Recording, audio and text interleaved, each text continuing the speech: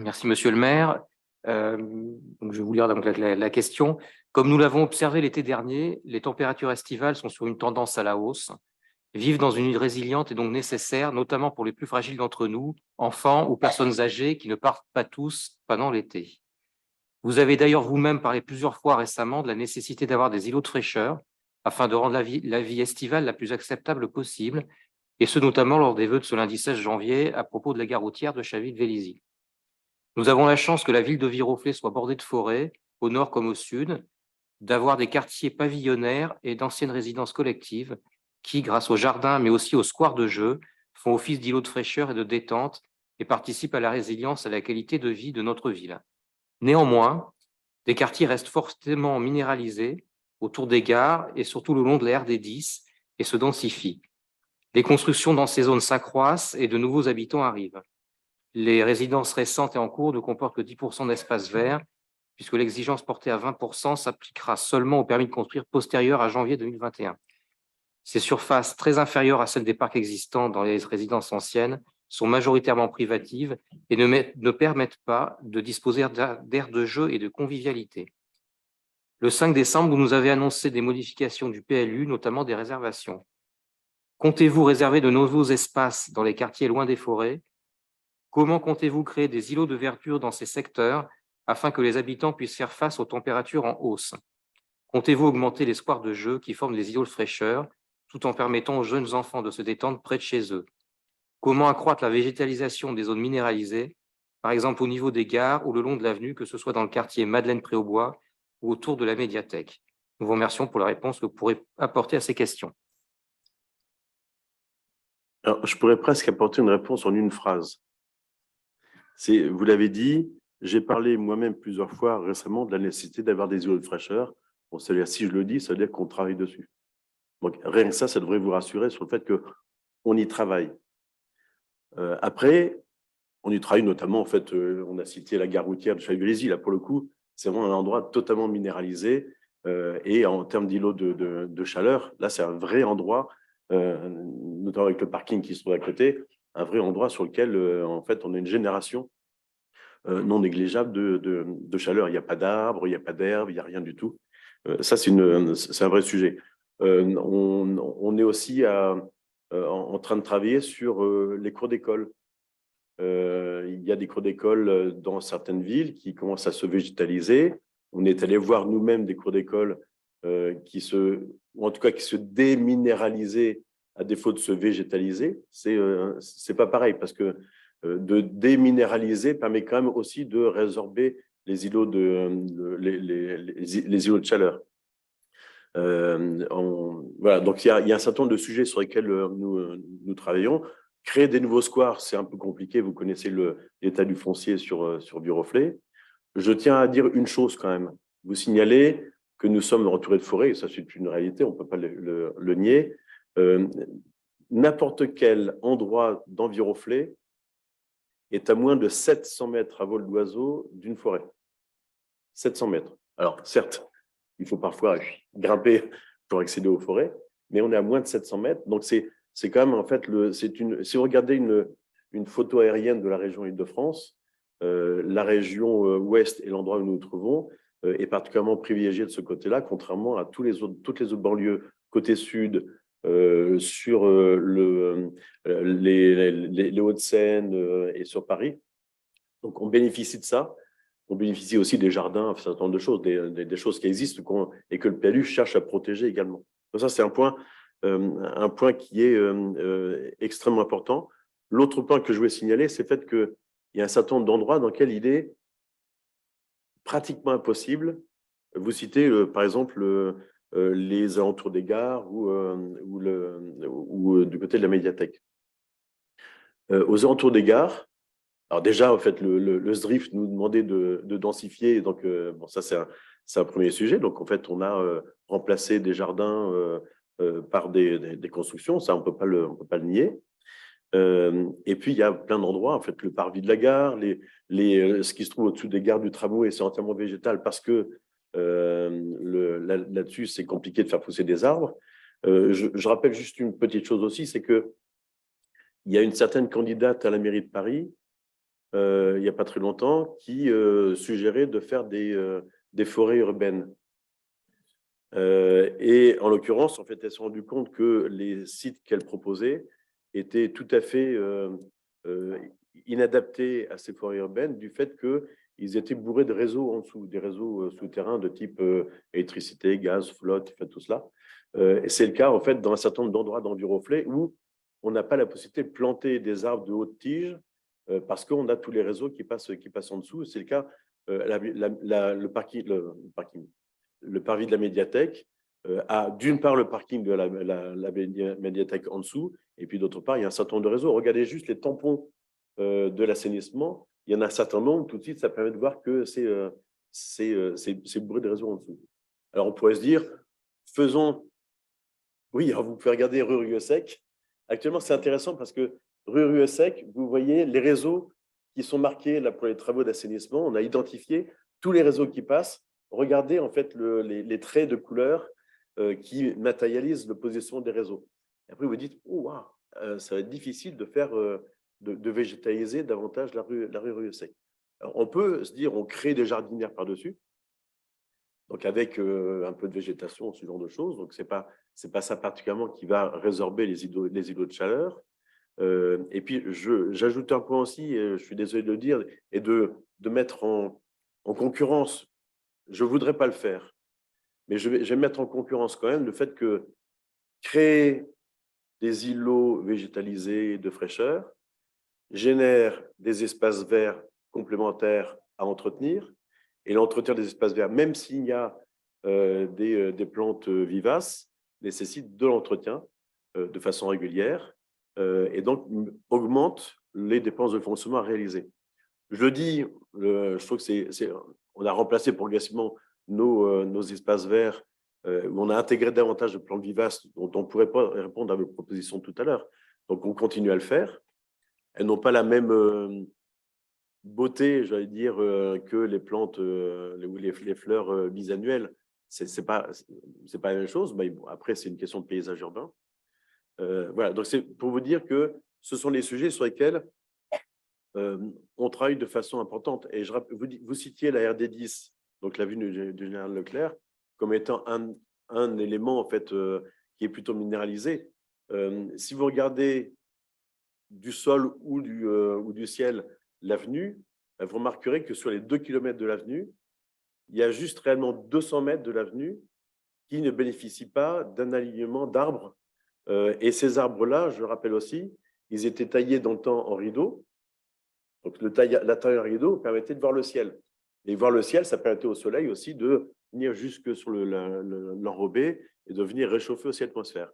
On a décidé, il y a quelques années, de tenir ces arbres en port libre pour des raisons d'entretien, mais également par le fait que les frondaisons venant se rejoindre en fait, au-dessus de l'avenue permettaient également de réduire l'été l'impact de la chaleur sur l'enrobé.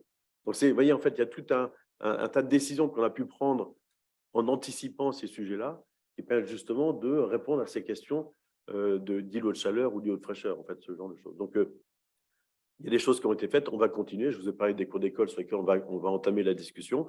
Et il y a de fortes chances que, dans les sujets qu'on étudie, c'est le remplacement d'air dans les aires de jeu, des surfaces artificielles, des surfaces en caoutchouc, là, vous savez, les trucs amortisseurs, les remplacer par du mulch, en fait, par des copeaux de bois ou ce genre de choses. Ça se fait dans pas mal de cours d'école ou ailleurs.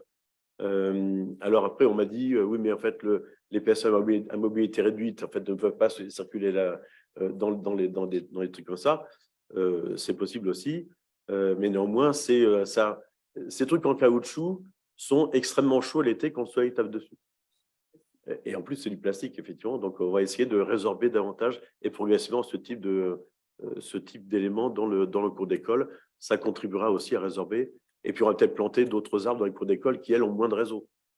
Voilà. Donc, ça fait partie de ces différents sujets. On va essayer de regarder les tâches, en quelque sorte, non végétalisées d'Enviroflay pour essayer d'y apporter, dans les années à venir, quelque chose qui permette de les améliorer sur ce plan-là, en tout cas. voilà, je pense avoir répondu à peu près globalement à votre question. Et donc, on le fait, on continuera à le faire. Je précise que la question de la gare routière, en fait, végétaliser, la supprimer en tant qu'îlot de chaleur et en faire un îlot de fraîcheur, c'est quand même un budget, puisqu'il faut revoir la voirie, il faut revoir tout un tas de choses. Il faut quand même y faire passer des cars.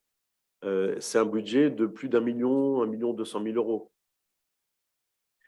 Et c'est bien là-dessus que je compte récupérer un certain nombre de subventions de la part de l'État, de la part de la région, pourquoi pas du département, et éventuellement pour aller au-delà des 70% dont je parlais tout à l'heure de subventions publiques qui est le plafond.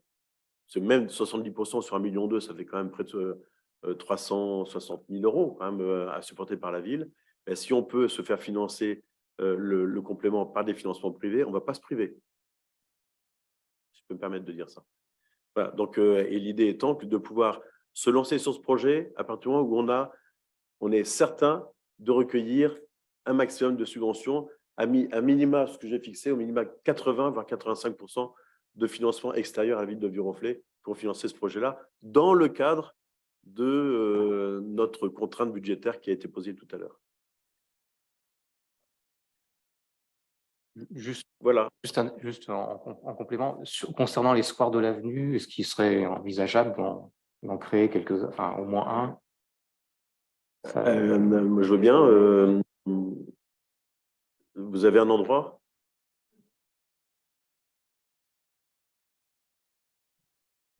Alors, on avait mis l'idée, je crois qu'il y a un an, de réserver le bas de la rue du Pont des Chasses justement dans cette optique-là. Il y a un truc qu'on va faire, je ne sais pas si on va le transformer en square en tout cas, mais dans nos intentions, vous l'avez peut-être vu sur le PPI, le square de Launay, qui est en bas de la rue Rieussec, qui actuellement est coupé, enfin, est isolé avec les deux, la rue Rieussec d'un côté, et puis la rue qui n'a pas de nom d'ailleurs, la rue Rieussec bis, qui part vers Chaville. On envisage de rattacher ce square à la Forge. Et donc, en fait, de faire un îlot plus conséquent. Il y a la question du tourne à droite vers Chaville, en fait, qu'il faut étudier, d'en faire un îlot plus conséquent, plus convivial, notamment pour les personnes en fait, qui vont venir fréquenter la Forge, mais également, pourquoi pas, donc là, ça peut en faire partie. Mais les endroits sont assez limités. Et la question du pont des Chasses, c'est, je vais vous donner les coordonnées de tous les riverains. Je ne pense pas que de créer un square en plein milieu d'un quartier pavillonnaire réjouissent totalement les riverains. Voilà, je dis ça comme ça. Je ne vais pas m'arrêter à ce genre de choses. Ce n'est pas parce qu'il y a des choses qui ne réjouissent pas les riverains ou que je ne fais pas certaines choses, dont le logement, notamment le logement social.